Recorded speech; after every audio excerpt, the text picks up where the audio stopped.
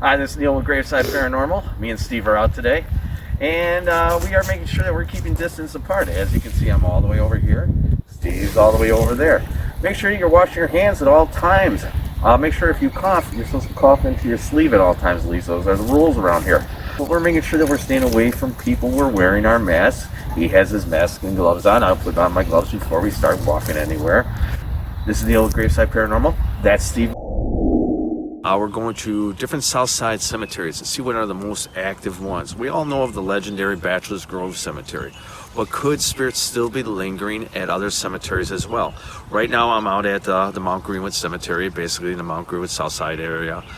This cemetery was originally established in 1879. Now what's weird about this is we're out here. The first burial here was April 1st, April Fool's Day, 1880. Weird, that's odd, and we're only like 4 or 5 days after the April 1st of 2020.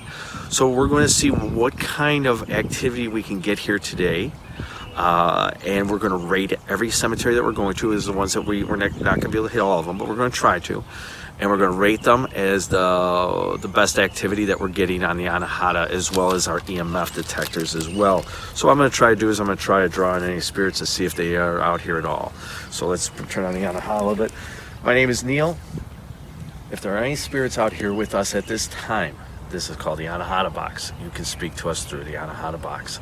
I'm going to turn this on at this time. If you want to speak with us, feel free to.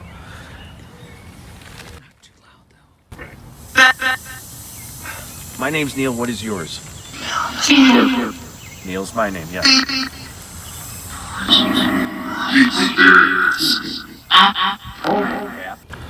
How many spirits are out here with us at this time in the Mount Greenwood Cemetery? Answer. 9. Okay, so now I'll turn it down. I'll ask another question. How many... Now let's do a fill in the blank so we know that we're getting our activity. I'm going to say A, B, C, and you're going to fill in the next letter after. A, B, C.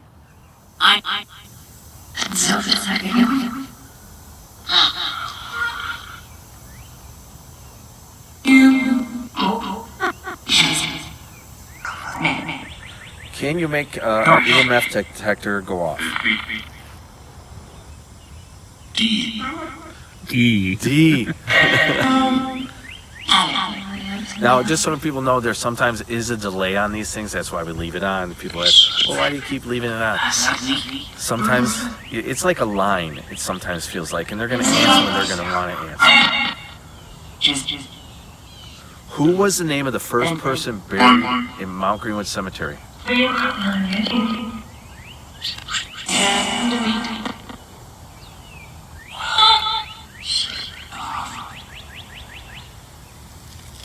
Can you answer yes or no if you're happy to be in this cemetery? Yep. Do you find this cemetery to be very nice? Yes or no? Is a yes or no? What is the name? What is the name of the guy who keeps talking in the box? What is your name, sir? Okay.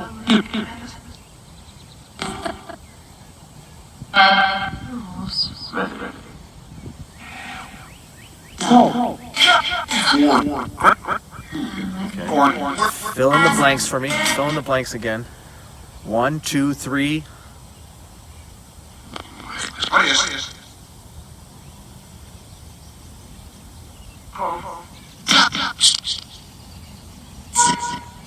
Okay. Fill in the blanks one more time. So I'm going to ask a mathematical question. Okay. 5 plus 5 equals...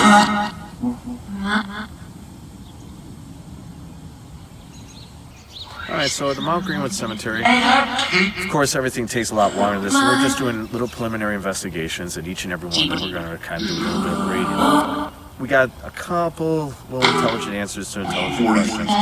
No EMF detection whatsoever did we get at this cemetery. We have filmed out here before to do like promos for events that we've done. Once again, this was established in 1879 and opened up on April Fool's Day, 1880. This is located in the Mount Greenwood area. We're going to move on to the next cemetery after that, which is going to be Mount Olivet Cemetery, which is basically right across the street. I know we've been here before, but we're starting off a different video today, seeing if we can find some people who, during the 1920s, who were married gangland style. We're just going around, me and Steve having fun, just trying to get some kind of evidence of anything. We're going to start off an SB11 right now, over at the original gravestone of Al Capone. He is not buried here or any of the family members. They're buried in Hillside at Mount Carmel Cemetery. Is there anybody here? Can you give me your name?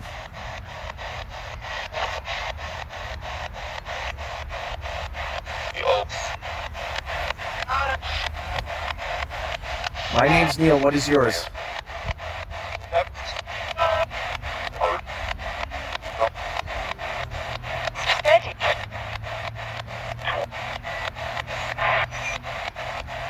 I'd like to talk to people who were originally in the 1920s, if there's any around with us. Were there a lot of gangland murders that happened that maybe you witnessed or heard about? Yes or no?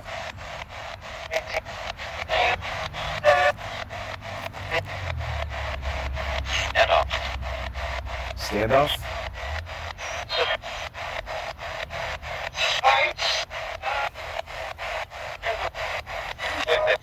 Was anybody in this area around here murdered that is buried around here?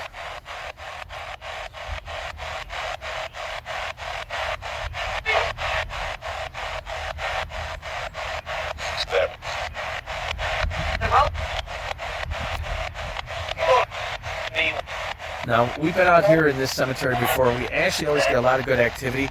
I told Steve I just want to do the SB11, see what we get with that over in this area today.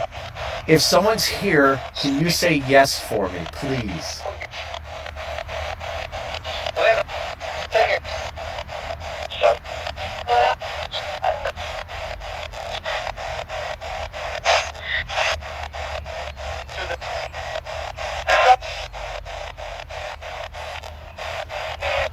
How many spirits are with us at this time? Please give a number.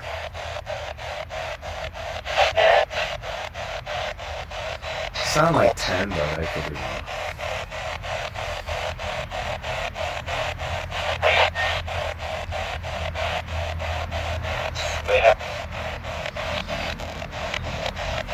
Well, we're going to leave. Can you say goodbye for me? Can you say goodbye? Leave. Sure.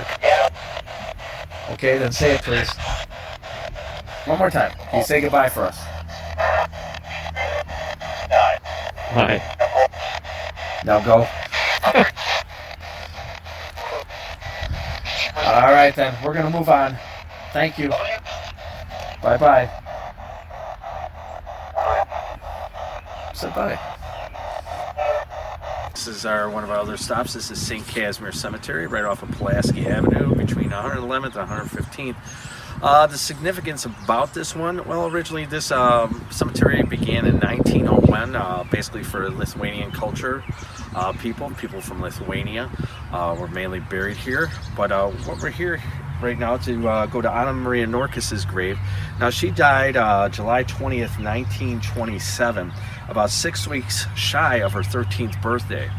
One of the things is that her father was basically blamed for her death because back in the day, a lot of people thought, don't be taking young kids out dancing late at night and this and that, even though she originally died going down Harlem Avenue and hitting basically like a hole in the ground, and she died instantly from a car wreck. One of the things is that supposedly he's not buried here because they shunned him in the community. They shunned him with his family, which to me personally, it wasn't his fault, man. He was just trying to do something nice for his daughter. Anybody who has a child, they always try to do something very nice for him, and that's all he wanted to do because the girl loved to dance. It's believed to be that she could be one of the Resurrection Marys. The reason why they say that is because back in that day, what happened was a gravedigger strike. Says people would only work if they were going to get paid. So what happened was when she passed away, a lot of the bodies were actually left at Resurrection Cemetery, and they kept building up and building up. Even though there is paperwork of her being buried here at this place, she may have been one of those mislaid bodies that was not properly put to rest. So what we're going to try to do is try to make contact with her, make contact in this area. No disrespect at anything, but you know what? I think there's some questions that always need to be answered, because a lot of people say, and I know we have a death certificate, I know Bob has a death certificate saying that she was supposed to be buried here. There's other people say that she was mislaid. Why not ask the questions? That's why we're here, right? So let's see what we can do. This is one of our other destinations, St. Casimir Cemetery, the grave of Anna Maria Norquist. Anna, are you here with me?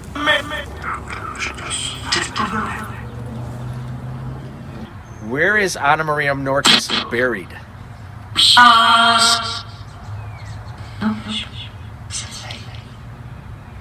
Now, one thing we have to keep in mind is, Steve, this is a Lithuanian cemetery. You and I do not know the Lithuanian language, but if something sounds something like that, like a Polish kind of thing, maybe we might have to, check it out and see what it says. Anna Maria Norquist, are you here with us? And we are. If anybody could tell me of the spirit world, is Anna Maria Norquist buried here in this cemetery? Yes or no? Yash.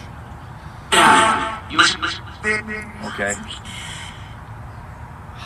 How old was she when she died? When Anna Maria Norquist died, how old was she?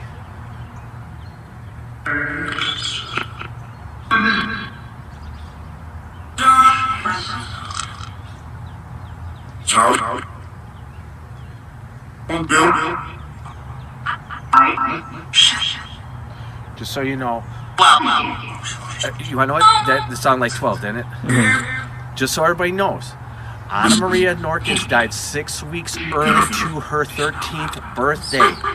That's the answer that I was looking for.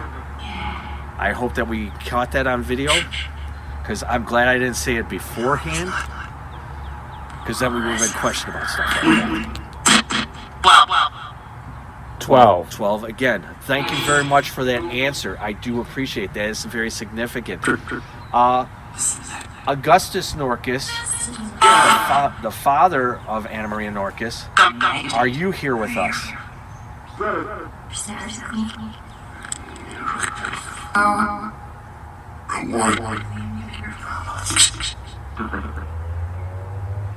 I'm going to ask one more question, because I think we got a really good answer out of the number one.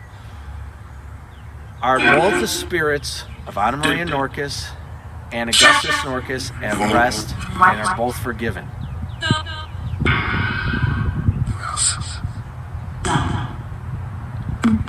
I want to say God bless you both, and I hope that you both in the afterworld are together like you should be, father and daughter. God bless both of you. Can you say goodbye for me? All right, then. We're going to leave it at this. This is Neil with Graveside Paranormal at St. Casimir Cemetery, trying to get answers to questions. Boom. The fourth spot of today. We are at Holy Sepulchre Cemetery near about 111th and Ridgeland in Chicago Ridge, Illinois. We came here for the Mary Alice Quinn. Some who are not familiar with the Mary Alice Quinn story, is a very simple story, but a very touching story, and one I always talk about. It's a supernatural story that's more than like a ghost story or an entity or anything. It's a supernatural story about healing. 1935, this young girl died at a tender age, about 14, 15 years of age. A little while ago, we did a Facebook Live because we wanted to do a prayer. But I want to show people this side of the tombstone here where it says Quinn. Well, what it is actually her name is on the other side. So Steve, follow me.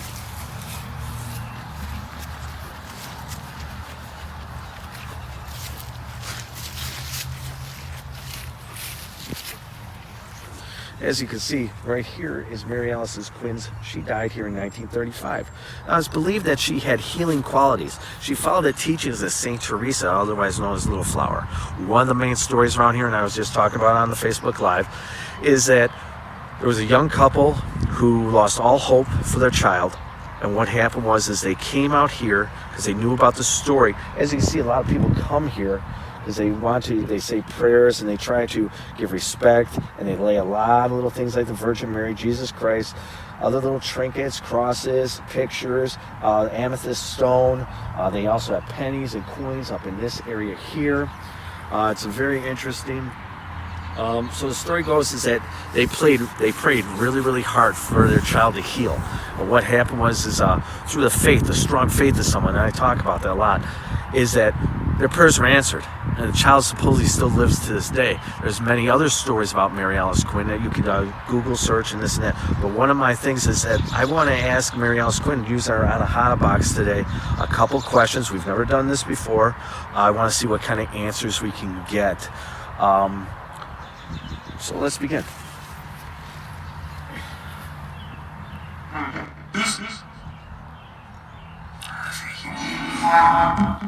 Mary Alice Quinn, are you here with us?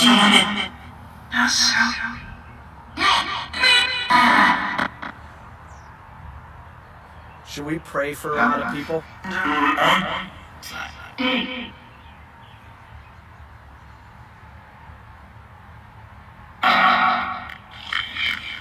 Can you say something, Mary Alice Quinn, can you do me a favor? Can you say something to the audience? I'm going to let it go in a minute.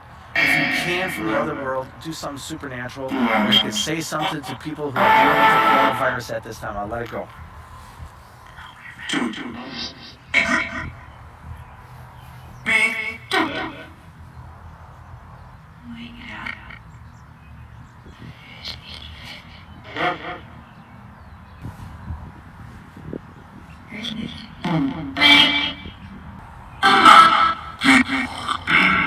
Mary, do you like it that a lot of people come to your graveside and give you all these little presents?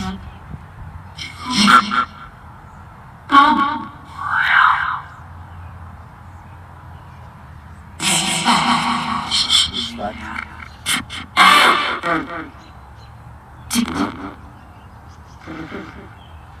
Mary, if you're here with us, can you say your name for me so we know you're here?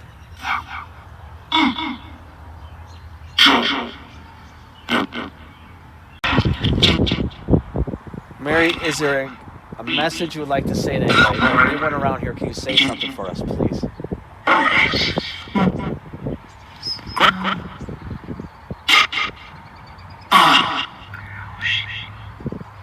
Mary Alice Quinn, who did you follow? What saint did you follow?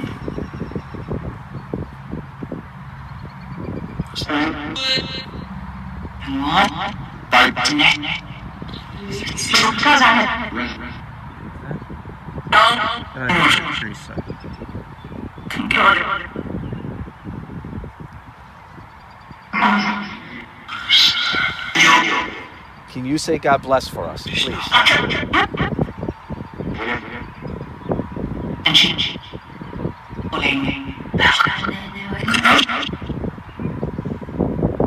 Can you say God bless?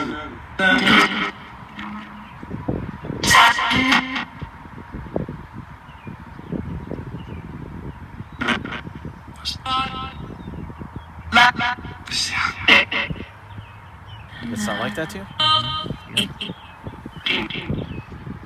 All right, well, thank you very much for your time. Can you say goodbye?